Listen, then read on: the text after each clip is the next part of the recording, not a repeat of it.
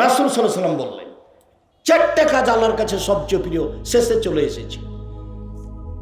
রাসূল সাল্লাল্লাহু আলাইহি ওয়াসাল্লাম বলছেন 4টা কাজ আল্লাহর কাছে সবচেয়ে প্রিয়। 4টা।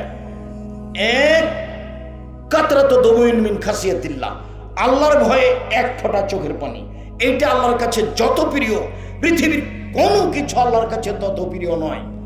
10 লক্ষ টাকা খরচ করে হজ করা কাজটি আল্লাহর কাছে যত প্রিয়, চোখের এক ফোঁটা পানি আল্লাহর কাছে তার চেয়ে লক্ষ গুণ বেশি প্রিয়।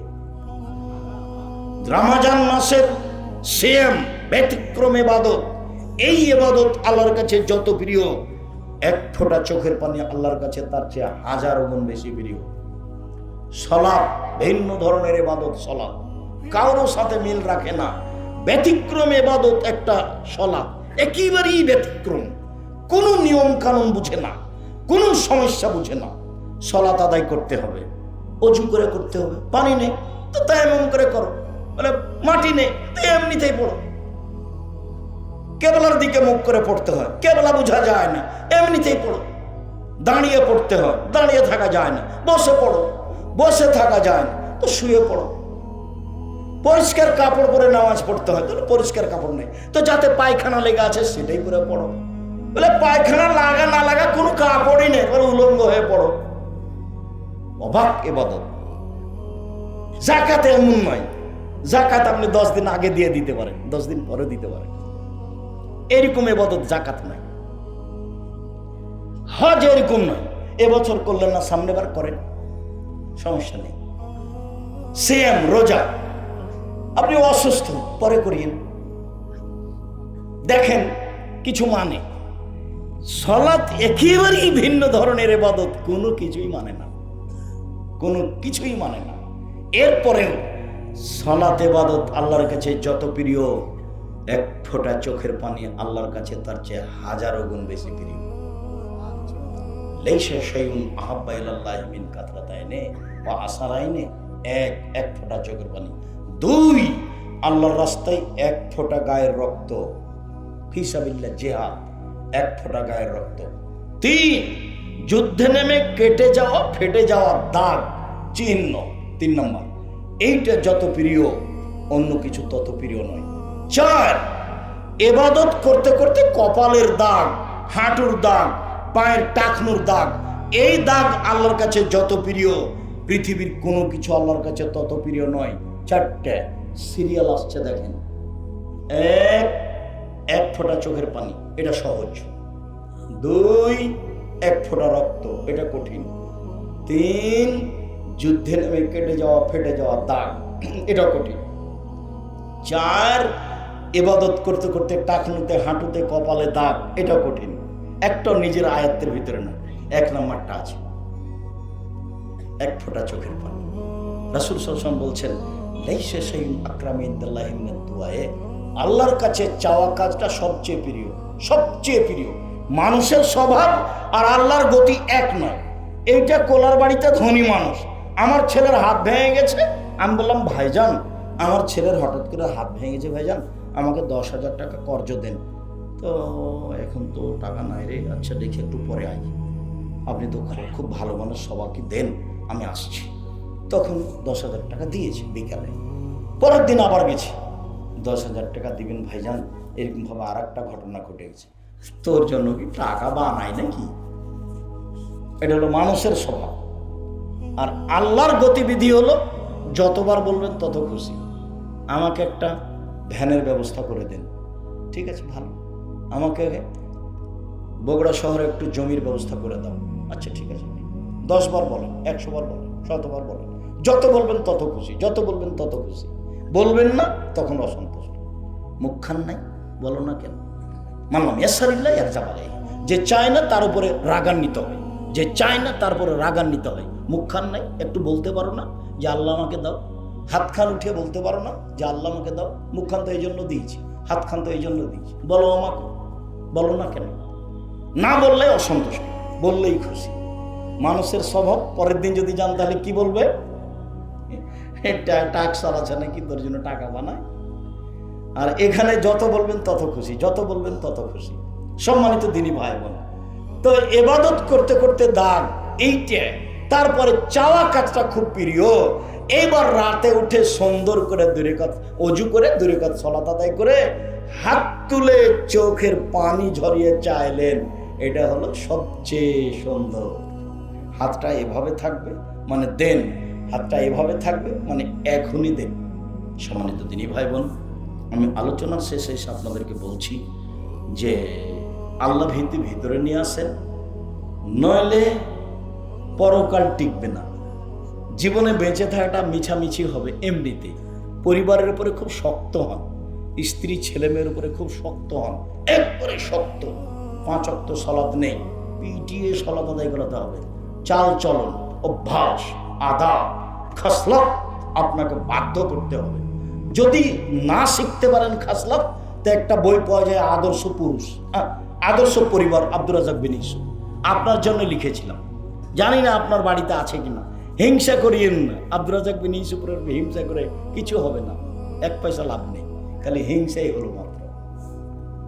মনের ভিতরে দুর্বলতা নিয়ে আসছেন না। আপনার পাতা আমি পড়ি না, আমার জীবনে আমি পিছন দিকে দেখি না কে আছে, আপনার পাতায় আমি পড়ি না। অযথা আপনি মনটাতে কষ্ট নিয়ে বসে আছেন। আদর্শ পরিবার বই পড়েন, তাহলে বুঝতে পারবেন ছেলে মেয়েকে কি শিষ্টাচার দিতে হবে। সম্মানিত দিনী ভাই বোন, ওইখানে একটা কথাকে পূর্ণ করে এসেছি যে জান্নাতের আসরের সাথে থাকা যায়। 3 জন মেয়ে লালন পালন করলে, তাকে শিক্ষা দিলে, শিষ্টাচার শিখিয়ে দিলে। শিষ্টাচারের একটা কথা বলে এসেছিলাম, মধ্যখানে মনে পড়াতে আবার মধ্যে ঘুরে গেলাম, একটু খেয়াল করবেন। শিষ্টাচার কি জিনিস আজকে বেশি না বুঝালেও একটু বলি।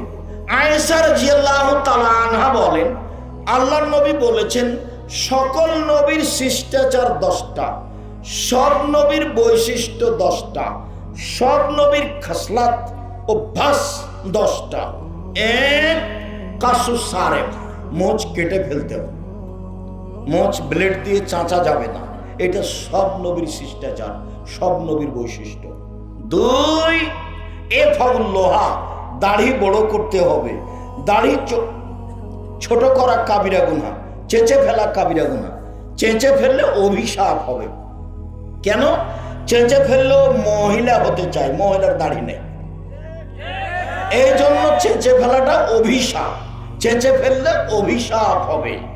ছোট করাও কাবিরা গুনাহ, চেঁচে ফেলাও কাবিরা গুনাহ, তবে চেঁচে ফেললে অভিশাপ হবে।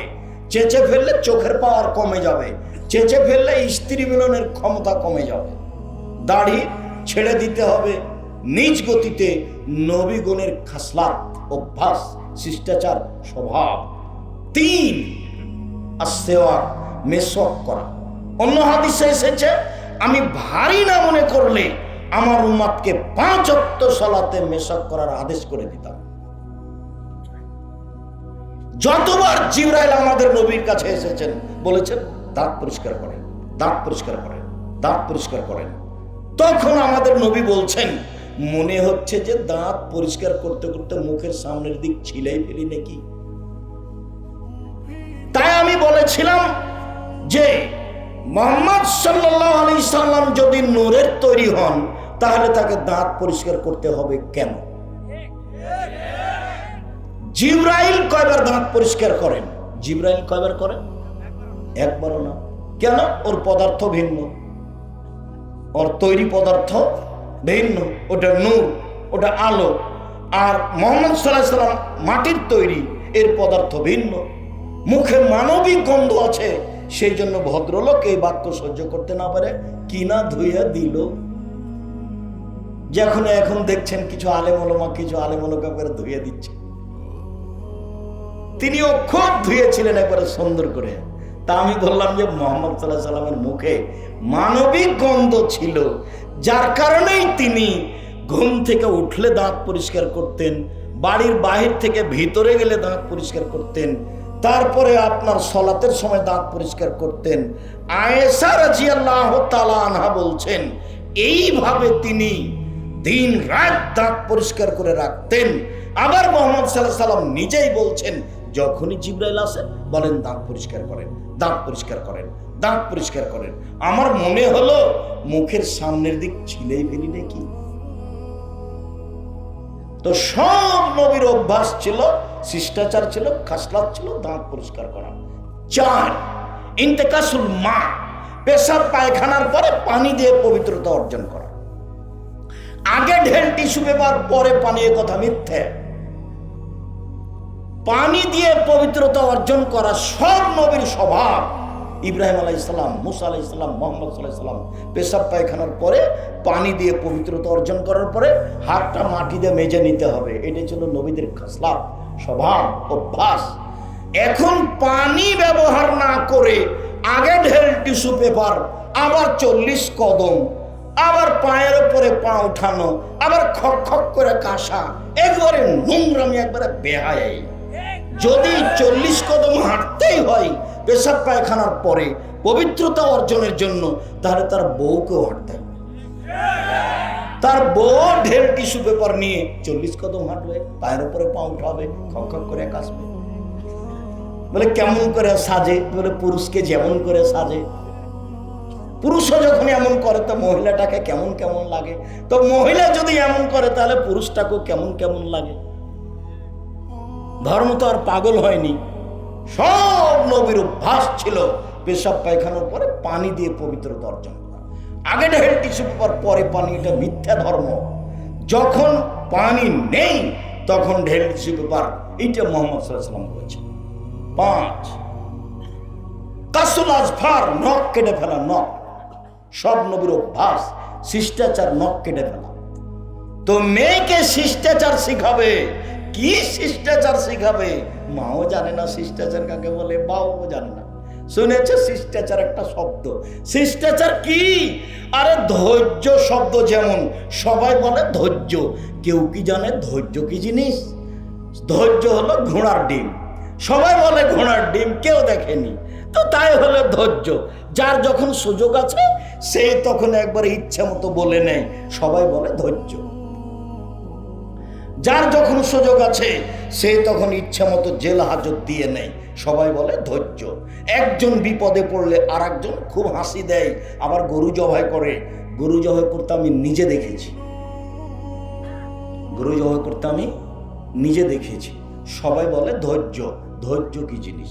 ধৈর্য কি ঘোড়ার ডিম?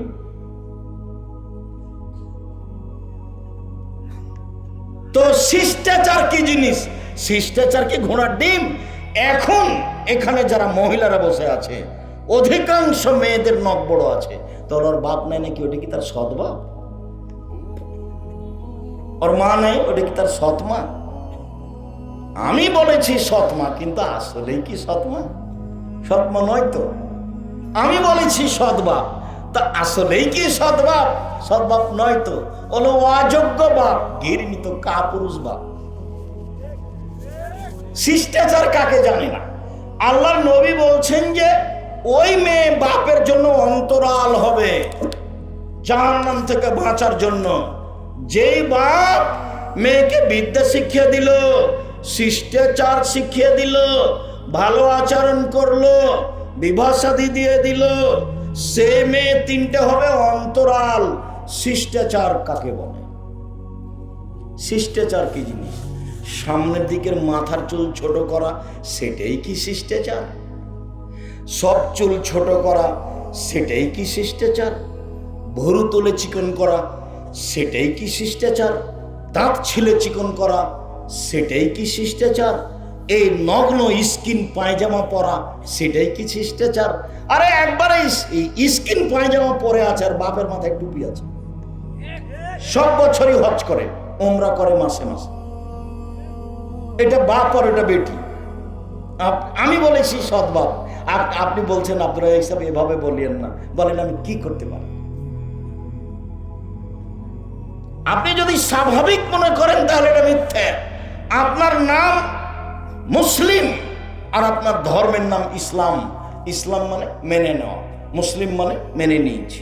ইসলাম মানে মেনে নেওয়া, মুসলিম মানে মেনে নিয়েছি। বলেন আপনি কি মেনে নিয়েছেন? শিষ্টাচার কাকে বলে? কাপড় পরার সময় ডান হাতটা ঢোকাতে হবে আগে, এর নাম শিষ্টাচার। শিষ্টাচার কাকে বলে? বাচ্চার জুতা পরালে ডান পায়েরটা আগে পরাতে হবে, তার নাম শিষ্টাচার। শিষ্টাচার কাকে বলে? মসজিদে ঢোকার সময় ডান পাটা আগে দিতে হবে, তার নাম শিষ্টাচার। শিষ্টাচার কাকে বলে? বাচ্চাকে ডান কাতে শোয়াতে হবে দোয়া পড়ে, তার নাম শিষ্টাচার। শিষ্টাচার কাকে বলে? বাচ্চাকে দুধ খাওয়ানোর সময় বিসমিল্লাহ বলতে হবে, নইলে শয়তান দুধ খাবে, খাবেই, নিশ্চিত খাবে, অবধারিত খাবে, খাবেই খাবে। নবী বলেছেন খাবে, অতএব খাবে। মা যখন বাচ্চাকে দুধ খাওয়াবে তখন মায়ে বিসমিল্লাহ বলবে। শিষ্টাচার কাকে বলে? পেশাবখানায় যাবে, পায়খানায় যাবে, দোয়া বলে দিবে। শিষ্টাচার কাকে বলে? গিলাসটা ডান হাতে ধরবে। শিষ্টাচার কাকে বলে? ডান হাতে খাবে। শিষ্টাচার কাকে বলে? সালাম দিয়ে বাড়ি থেকে বের হবে। শিষ্টাচার কাকে বলে? সালাম দিয়ে বাড়িতে ঢুকবে। শিষ্টাচার কাকে বলে? শিষ্টাচার কি জিনিস? নখ বড় আছে তখনও তার বাপ ভালো মানুষ, তার বাপ খারাপ মানুষ, অযোগ্য মানুষ, ও সৎ বাপ, ও সৎ বাপ, ও মা সৎ মা। ওই মা জানে না মা কাকে বলে। ওর বাপ বিবাহ দিয়েছে, স্বামীর কাছে গেছে, তাই তার বাচ্চা হয়ে গেছে, সেই জন্য মা। ওর জানা নাই মা কাকে বলে। চিরদিন 30 বছর থেকে বলে আসছে একটা হাদিস, যখনই কোনো বক্তব্য দিয়েছি তখন সে হাদিস এসেছে মা কাকে বলে। তখন আমি জাবেরের হাদিসটা বলেছি। জাবের রাদিয়াল্লাহু তাআলা আনহু বলেন, রাসূলের সাথে আমরা এক জায়গা থেকে যুদ্ধ করে আসছি, এখন মসজিদে ঢুকবো।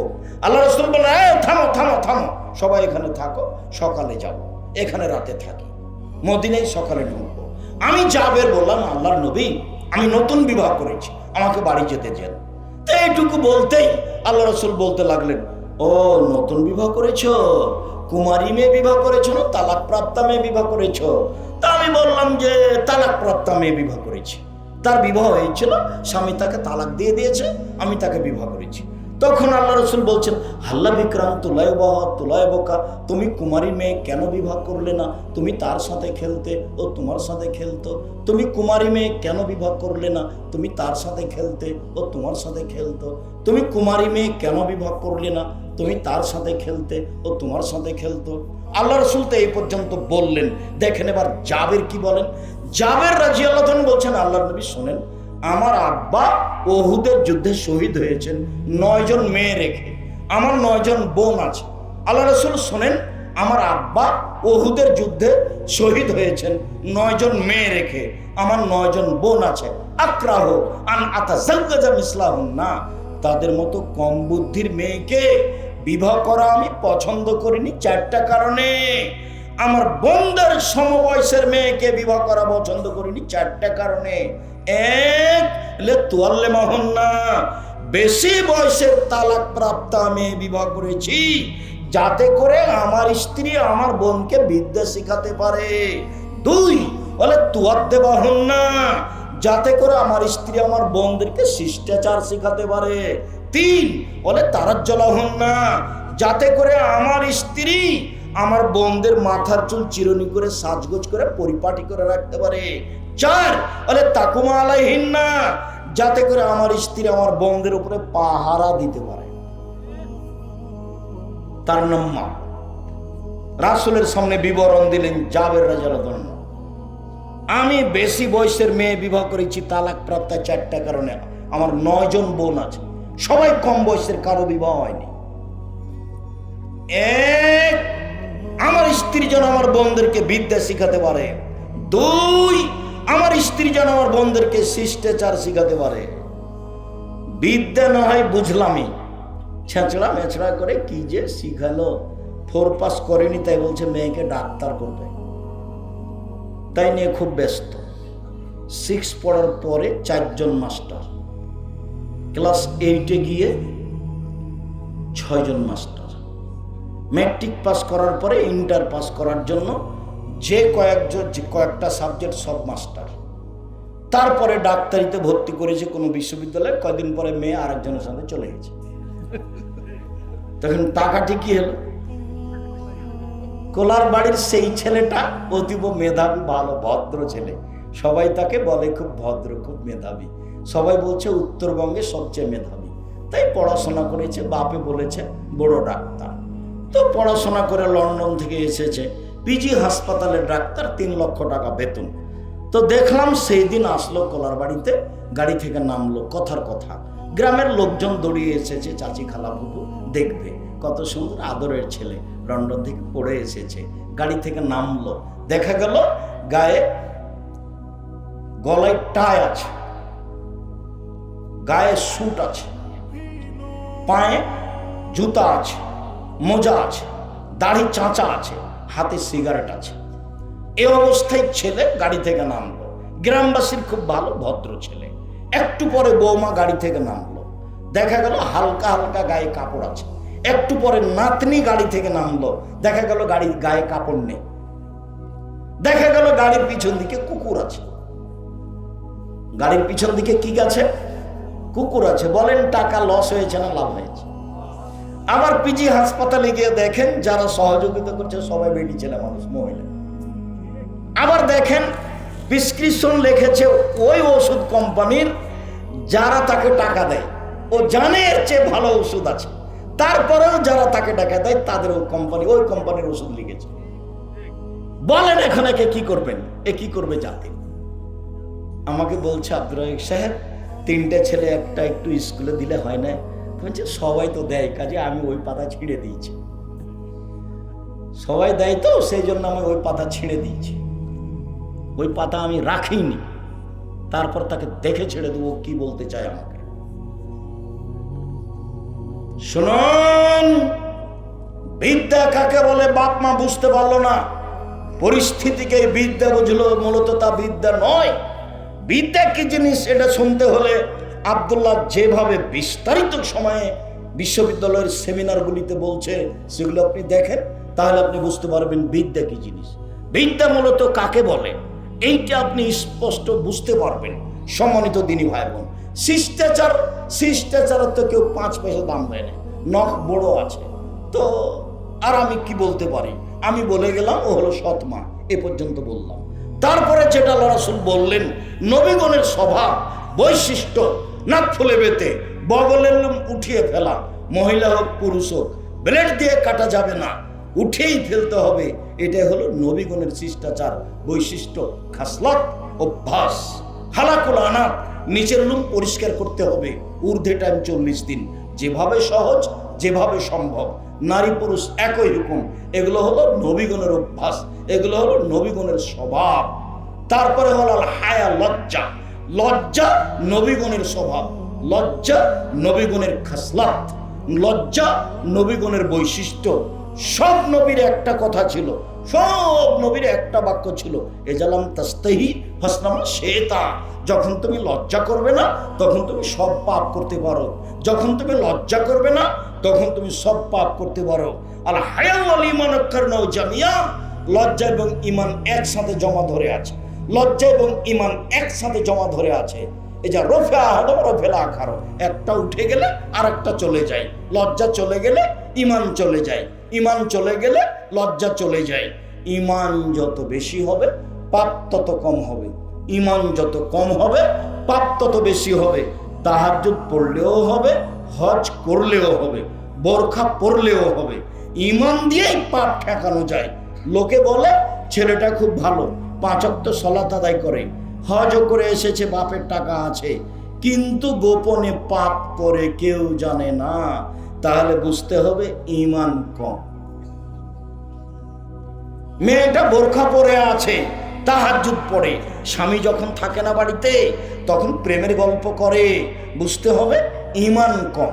5 ওয়াক্ত সালাত আদায় করে ঠিকই, হজ করেছে ঠিকই, পর্দা করে ঠিকই, বোরখা পরে ঠিকই, কিন্তু ঈমান কম থাকার কারণে পাপও চলমান আছে, ইবাদতও আছে, পাপও আছে। ঈমান দিয়ে পাপ ঠেকানো যায়। ঈমান যত কম পাপ তত বেশি, ঈমান যত বেশি পাপ তত কম। চলেন আবার ওখানে ফিরে যাই। সম্মানিত দিনী ভাই বোন, 7 শ্রেণীর মানুষ বিশেষ ছায়াতলে থাকবে। রাসূল সাল্লাল্লাহু আলাইহি ওয়াসাল্লাম বলেন 7 শ্রেণীর মানুষ বিশেষ ছায়াতলে থাকবে। 1, ইমামুন আদেল, ন্যায়পরায়ণ নেতা, যে সে বিচারের মাঠে বিশেষ ছায়াতলে থাকবে। বিচারের মাঠে সূর্য মানুষের মাথার উপরে 1 মাইল উপরে থাকবে, অর্ধহাত কথাটা মিথ্যে, 1 মাইল উপরে থাকবে। তখন মানুষের শরীরে ঘাম বের হবে, কারো ঘাম হবে টাকনো পর্যন্ত, কারো ঘাম হবে হাঁটু পর্যন্ত, কারো ঘাম হবে কোমর পর্যন্ত, কারো ঘাম হবে নাক পর্যন্ত। আর এক শ্রেণীর মানুষ বিশেষ ছায়াতলে থাকবে, তাদের গাও ঘামবে না, তারা ভালো থাকবে। এক, ন্যায়পরায়ণ নেতা। দুই, শাবুন নাশা ফি ইবাদাতিল্লাহ, বাল্য জীবন থেকে ইবাদতে অভ্যাসী যারা 7 বছরের সালাত শুরু করেছে, নামাজ শুরু করেছে, 10 বছরের রোজা শুরু করেছে, ছাড়েনি, জীবন এভাবে পার হয়ে গেছে, এরা থাকবে বিশেষ ছায়াতলে। 3, রাজুলুন কালবুহু বিল মসজিদ ইজা খারাজা মিন হাত্তা ইয়াউদা ইলাইহি, ওই লোক বিশেষ ছায়াতলে থাকবে যে লোক মসজিদে সালাত আদায় করে, মসজিদ থেকে বের হয়ে বাড়ি যায়, আবার ব্যস্ত থাকে কখন মসজিদে যাবে, আবার ব্যস্ত থাকে কখন মসজিদে যাবে, এই থাকবে বিশেষ ছায়াতলে। তারপরে বললেন রাজুলুন ইজতামা লিল্লাহি ওয়া তাফাররাকা আলাইহি, দুইজন মানুষ আল্লাহর জন্য ভালোবাসা রেখেছে, আল্লাহর জন্য বন্ধুত্ব কেটে দিয়েছে, যখন দেখেছে ওর ভিতরে পাপ আছে তখন বন্ধুত্ব কেটে দিয়েছে, এই থাকবে জান্নাতে বিশেষ ছায়াতলে। তারপরে এবার তারজমাতুল বাব, আলোচনার সাথে সম্পৃক্ত কথা। রাজুলুন যাকারাল্লাহ খালিয়ান ফাবাজাদানহু, নির্জনে আল্লাহকে ডাকলো, 2 চোখের পানি ঝরঝর করে ঝরলো, এই লোক থাকবে বিচারের মাঠে বিশেষ ছায়াতলে, আল্লাহর ভয়ে কাঁদে যে। এই ছেলে, অল্প সময় 7 শ্রেণীর মানুষ বিশেষ ছায়াতলে থাকবে। তার 1 শ্রেণীর মানুষ নির্জনে 2 রাকাত সালাত আদায় করে কান্নাকাটি করে আল্লাহকে বলে, আমি বড় অপরাধী, আমি বড় গুনাহগার, তুমি বড় দয়াবান, তুমি বড় ক্ষমাবান, তুমি আমার প্রতি একটু দয়া করো, আমাকে ক্ষমা করো। এভাবে বলতে বলতে বলতে বলতে ঝরঝর করে চোখের পানি আসে, এমন ব্যক্তি থাকবে বিশেষ ছায়াতলে। তারপর আল্লাহ রাসূল বললেন রাজুলুন দাথিমাতুন জাতু হাসাবিন ওয়া জামালিন, কোন সুন্দরী মহিলা ভালো বংশের জেনার প্রস্তাব দিল, তখন আপনি বললেন ইন্নী আখাফুল্লাহ, আমি আল্লাহকে ভয় করি, আমি তোমার সাথে জেনায় লিপ্ত হতে রাজি নই, এই থাকবে বিশেষ ছায়াতলে। আপনি যদি জেনা বন্ধ করতে পারেন আজ থেকে, তাহলে পৃথিবীর যে কোনো বিপদ থেকে বেঁচে যাবেন, যে কোনো বিপদ, যে জেনা চলমান আছে। আর বোকা ছেলে তুমি, ওই মেয়েটার সাথে কথা বলো, তুমি জানো তোমার সাথে যেমন ভাবে নোংরা কথা বলে মোবাইলে, এরকম তার আরো শত বন্ধু আছে। আর ওই বোকা মহিলাটার জানা দরকার যে তুমি যে একজনের সাথে এইভাবে কথা বলো, তোমার মনে রাখা দরকার যে ওই ছেলের আরো মহিলা আছে, যার একবার স্বভাব খারাপ হয়ে গেছে, সে আর স্বভাব ধরে রাখতে পারবে না, কঠিন। এর নাম আদত, এর নাম অভ্যাস। মানুষে বলে মানুষ অভ্যাসের দাস, মানুষে বলে মানুষ অভ্যাসের দাস। 1 মিনিট দেখাবো, দেখেন আব্দুর রহিম মিশরে পড়াশোনা করত, তো জামিয়া সালাফের পক্ষ থেকে ফিলিস্তিনিদের সাহায্য দিত, তো যারা মিশরে এসে অবস্থান করছে ওদেরকে দিত। তো আমি যখন গত বছর হজ করে গেলাম মিশরে, তখন আমাকে বললো আব্বু আমি 400-500 ফিলিস্তিনিকে দাওয়াত দিয়েছি সাহায্য করব বলে, আপনিও চলেন। ঠিক আছে চল। ওরা আরবি মানুষ, আরবি ভাষা ওদের, অরিজিনাল আরবি হচ্ছে ওরা। সব নবীর বসবাস ফিলিস্তিনে, গাজায়, সব নবীর সেটা হলো আসল জায়গা, তারা আরবি ভাষার মানুষ। এবার আমি যখন ওই সাহায্যের পাত্রগুলো এভাবে দিচ্ছি, সবাই বাম হাতে নিচ্ছে, সবাই বাম হাতে নিচ্ছে। আমি বক্তব্য বন্ধ করলাম, দেওয়া বন্ধ করলাম, দিয়ে হাদিস শোনালাম ডান হাত। আল্লাহ রাসূল বলেছেন ডান হাতে নিতে হবে, ডান হাতে দিতে হবে। ডান হাত ভালো কাজের জন্য, আর বাম হাত পেশাব পায়খানার জন্য, খারাপের জন্য। আমি যখন আরবিগুলো বললাম, তখন আমার মনে হলো যে আমার চেয়ে তারা বেশি বুঝলো, ভালো বুঝেছে। কেন? তারা আরবি মানুষ, কথা বুঝতে পারেননি মনে হয়, তারা আরবি মানুষ, তারা আমার চেয়ে ভালো বুঝলো বলে মনে হলো। এবার যখন আমি আবার দেওয়া শুরু করলাম, বাম হাতে নিল। বলেন তো কেন? অভ্যাসের দাস। মানে চলমান, সে আসলে আরবি। তারা সব অন্যায় আরব দেশে প্রকাশ পাবে, সৌদি আরব, কুয়েত, কাতার, বাহরাইন, একবারে খোলা মাঠে জেনা হবে। এটা ফাসাদুন তাফাসাল হেমারে, গাধা যেমন গাধীর সাথে মিলে লজ্জা বোঝে না, ষাঁড় যেমন গাভীর সাথে মিলে লজ্জা জানে না, মানুষ তেমন খোলা মাঠে জেনা করবে, লজ্জা বুঝবে না। এগুলো সব দেশে তো হবেই, আরব ভূখণ্ডে বেশি হবে, যেগুলো আরব আমিরাত, যাদের ভাষা আরবি। মানুষ অভ্যাসের দাস। আপনি ভুলেও তার নাম নিবেন না, তার নামটা এমন ভাবে ভুলে যাবেন। আমি আপনাকে বলেছি, মানুষের উপরে 3টে বিপদ নেমে আসে 3টা পাপের কারণে। মানুষের উপরে 3টে বিপদ নেমে আসে 3টা পাপের কারণে। 1, ভূমিকম্প হবে। 2, মানুষের আকার আকৃতি পরিবর্তন হবে। সন্ধ্যায় থাকবে মানুষ, সকালে হবে শোর বানর। সন্ধ্যায় থাকবে মানুষ, সকালে হবে শোর বানর। আরেকটা হলো সমস্যা নেমে আসবে, মসজিদে মারামারি, মাদ্রাসাতে মারামারি, রাস্তাঘাটে মারামারি, কে কাকে বলছে, আলোমা কেউ কাকে মানে না, একজন আর একজনের কথা মানে না, নির্দ্বিধায় বিরোধিতা করছে, মারামারি লাগিয়ে দিচ্ছে। সমস্যা নেমে আসবে, জমির দাম যা, রেস্টি খরচ তা, সব দিক থেকে সমস্যা নেমে আসবে। 1, ভূমিকম্প। 2, আকার আকৃতি পরিবর্তন হবে। কি পরিবর্তন হবে বলেন তো? কি হবে? শুকুর সোর হয়ে যাবে। সন্ধ্যায় থাকবে মানুষ, আর সকালে কি হবে? শুকুর সোর বানর হয়ে যাবে। 3, সমস্যা নেমে আসবে। মনে থাকবে না? মনে হয় 3টে সমস্যা। এবার পাপ 3টে। 1, এটা সারেবুল খমরা, মানুষ যখন বিড়ি, তামাক, জর্দা, সিগারেট, গুল, নেশাদার দ্রব্য খাবে, তখন 3টে বিপদ নেমে আসবে। 2, জাহারাতিল কায়নাত, মেয়েরা যখন নাচবে, সব মোবাইলে মেয়ে নাচে, সব দোকানে মেয়ে নাচে, প্রায় সব বাড়িতে মেয়ে নাচে, মেয়েরা যখন নাচবে তখন 3টে বিপদ নেমে আসবে। 3, জারাবুবিল মাজিব, যখন বাদ্যযন্ত্র প্রকাশ পাবে, সব দোকানে বাজনা বাজে, প্রায় সব মোবাইলে বাজনা বাজে, প্রায় সব বাড়িতে বাজনা বাজে, প্রায় সব বাড়িতে বাজনা বাজে, সব মোবাইলে বাজনা বাজে, প্রায় সব দোকানে বাজনা বাজে। যখন এই 3টা পাপ প্রকাশ পাবে, তখন 3টে বিপদ নেমে আসবে। পাপ 1, নেশাদার দ্রব্য পান করবে মানুষ। পাপ 2, মেয়েরা যখন নাচবে। পাপ 3, বাদ্যযন্ত্র যখন প্রকাশ পাবে। এই 3টা পাপ আর ওই 3টা বিপদ রাসূল সাল্লাল্লাহু আলাইহি ওয়াসাল্লাম দুঃখ করে বলেছেন। তারপরে আল্লাহ রাসূল বললেন, ডান হাতে দান করলো, বাম হাত জানতে পারলো না, মানে গোপনে দান করলো, এই লোকটা বিশেষ ছায়াতলে থাকবে। বলছিলাম, ইবনে আব্বাস রাদিয়াল্লাহু তাআলা আনহু বলেন, রাসূল সাল্লাল্লাহু আলাইহি ওয়াসাল্লাম বলেছেন, 2 শ্রেণীর মানুষ জান্নাতে যাবে, ওরা জাহান্নামে যাবে না। 1, আল্লাহর ভয়ে কাঁদে যে। 2, আল্লাহর রাস্তায় পাহারা দেয় যে। এরা জান্নাতে যাবে, যাবেই যাবে। সালাসাতুন লা তারাহুম উয়ুন, 3 শ্রেণীর মানুষ জাহান্নাম দেখবে না। 3 শ্রেণীর মানুষের চক্ষু জাহান্নাম দেখবে না, ওরা জান্নাতে যাবেই যাবে। 1, বাকাতুন খাসিয়াতিল্লাহ, যে আল্লাহর ভয়ে কাঁদে, ও জান্নাতে যাবে।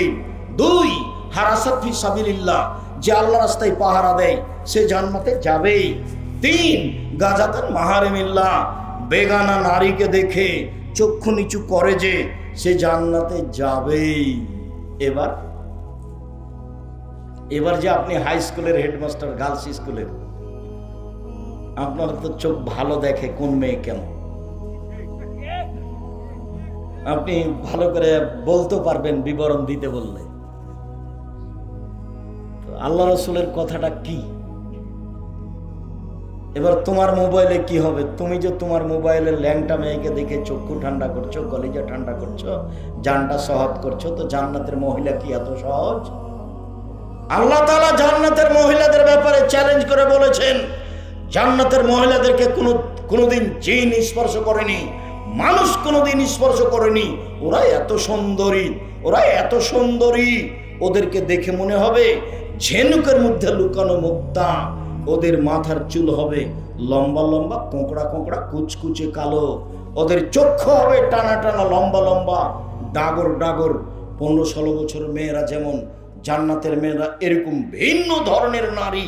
এদেরকে আপনি ভোগ করতে চান, রং মাখানো পতিতালয়ের মেয়েকে মোবাইলে দেখে জান্নাত অত সহজ? হজবতিন নারবি শাহওয়াত, জাহান্নাম ঘেরা আছে মনের ইচ্ছা দিয়ে। হজবতিল জান্নাত বিল মাকারেহে, জান্নাত ঘেরা আছে নিয়ম নীতি দিয়ে। শক্ত নিয়ম নীতির ফলাফল জান্নাত, স্বাভাবিকভাবে চলার ফলাফল জাহান্নাম।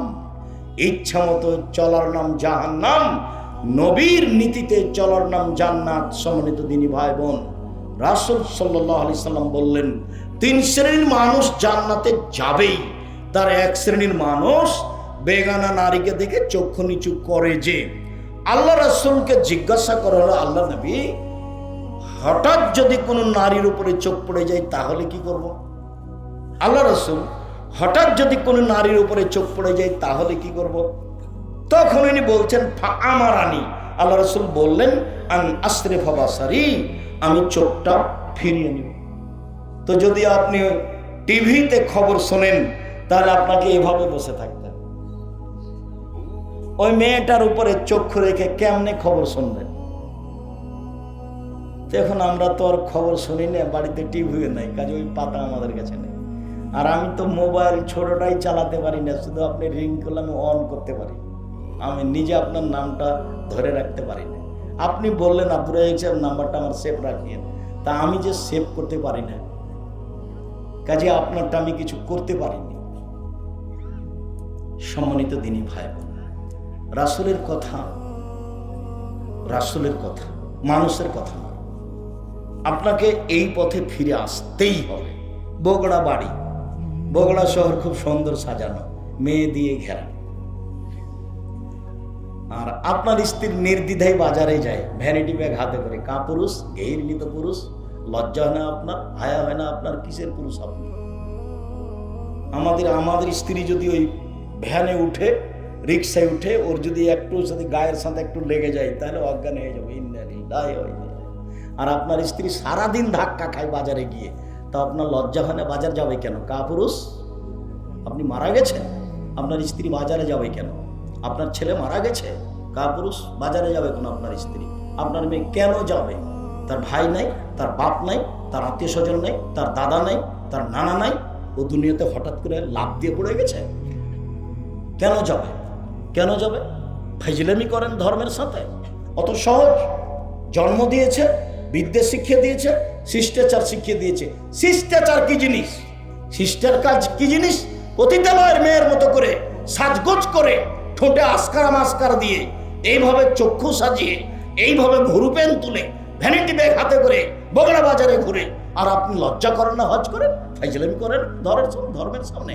আপনি সৎ বাপ, আপনি সৎ বাপ, আপনি ঘৃণিত বাপ, আপনাকে আমি ঘৃণা করি। তুলে রাখেন এসব তাহাজ্জুদ। 3 শ্রেণীর মানুষ জান্নাতে যাবে না। 1, নিয়মিত নেশাদার দ্রব্য পান করে যে। 2, রাজাবাত মিনান নিসায়ে, পুরুষের বেশধারী নারী, যারা পুরুষের জুতা স্যান্ডেল পরে, যারা পুরুষের শার্ট প্যান্ট পরে, যারা পুরুষের পোশাক পরে, যারা গেঞ্জি গায়ে দিয়ে চলে, যারা স্কিন পায়জামা পরে, যারা শার্ট গায়ে দেয়, তারা জান্নাতে যাবে না। ওইসব মহিলা তাহাজ্জুদ পড়লেও হবে না, হজ করলেও হবে না। আর একজন আপনি দায়ুস, যে তার বাড়িতে বেহায়ের সুযোগ দিয়েছে, সেই হলো দায়ুস। শক্ত হতে শিখেন। যেই মুহাম্মদ সাল্লাল্লাহু আলাইহি সাল্লাম সবচেয়ে ভদ্র, সবচেয়ে নম্র, স্ত্রীকে মারতে নিষেধ করলেন, বললেন পৃথিবীর মানুষ স্ত্রীর সাথে ভালো আচরণ করো, মারবা না।